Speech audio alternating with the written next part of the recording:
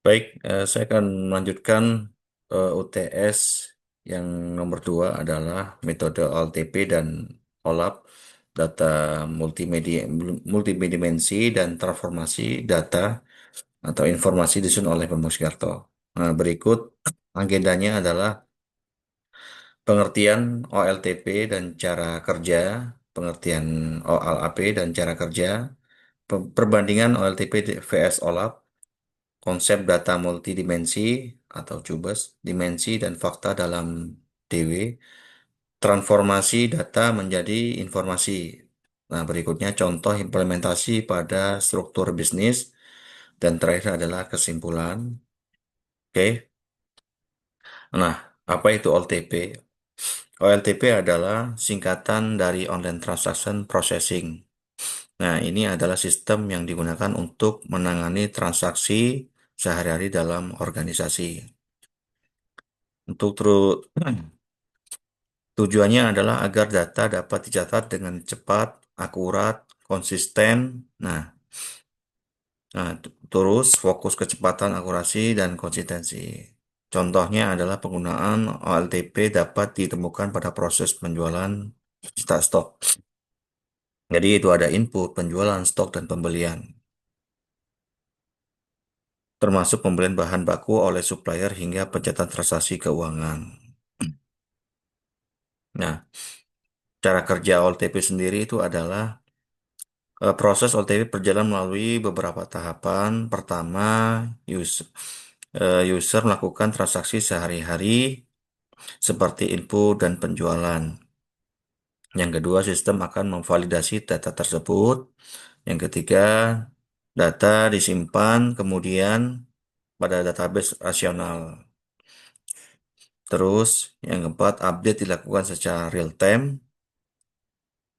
Yang kelima, OLTP menerapkan prinsip ACID untuk menjaga konsistensi data.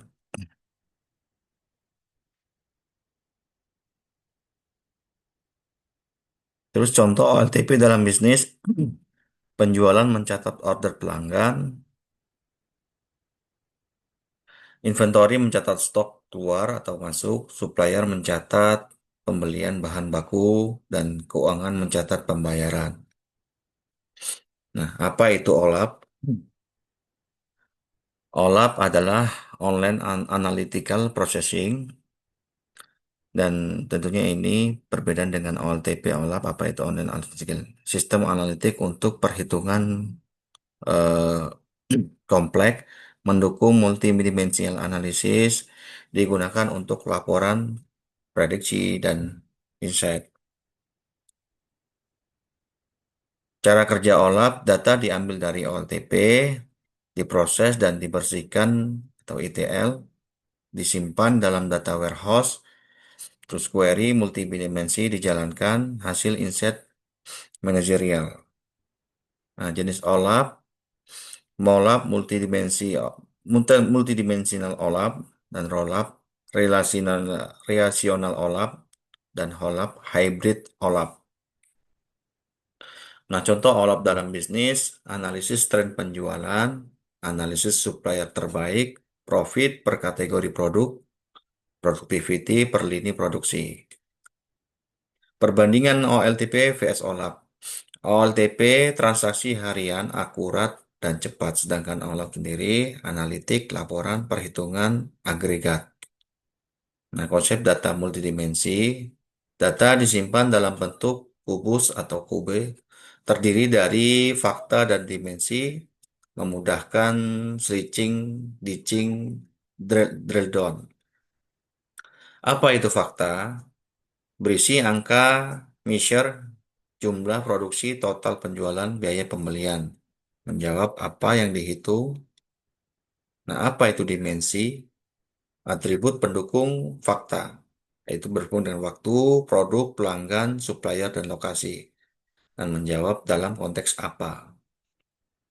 Contoh kube penjualan, fakta sama dengan total penjualan dimensi, artinya produk dan waktu. Pelanggan bisa dilihat per hari, per produk, dan per area. Operasi kube 1, Slash memilih satu nilai dimensi. Contoh penjualan hanya di bulan Januari. Operasi kube 2. Dash memilih subset beberapa dimensi. Contoh produk A di tahun 2025 untuk area Bogor. Operasi kube 3. Drill down melihat detail lebih dalam. Drill up melihat ringkasan. Skema DW dari soal 2. Fakta penjualan produksi pembelian dimensi, produk supplier, waktu pelanggan pegawai, dan lokasi.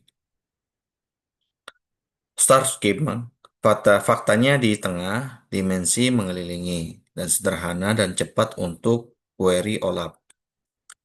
Transformasi data atau informasi, data sama dengan raw, informasi sama data yang diolah untuk keputusan, DW memproses data menjadi insight.